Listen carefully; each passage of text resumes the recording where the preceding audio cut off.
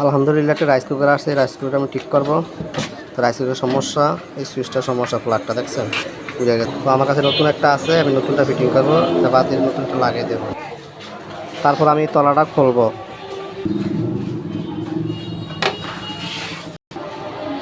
দেখেন এটা গলে কী অবস্থা হয়েছে। আমি এই পুরনটা খুলে নতুন একটা লাগাবো। আর ওই নতুন এটা লাগাইতেছি, ঠিক আছে। দেখেন করতেছি, একটা রাবার আছে, রাবারটা আগে লাগিয়ে নিব, ঠিক আছে। নাহলে কপারটা লাগবে, রাবারটা লাগাবো, ঠিক আছে। নতুনটা ফিটিং করে ফেলেছি, এখন আমি বক্সটা লাগাবো, ঠিক আছে।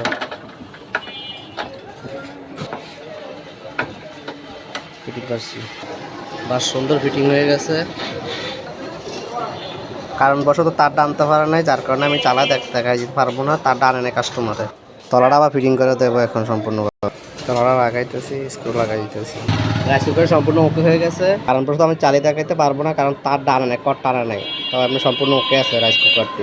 আমার ভিডিও দেখেন, সবাই আমার ফলো দিবেন এবং লাইক কমেন্ট করবেন, ঠিক আছে। আমার পেজটাকে ফলো দিয়ে রাখবেন।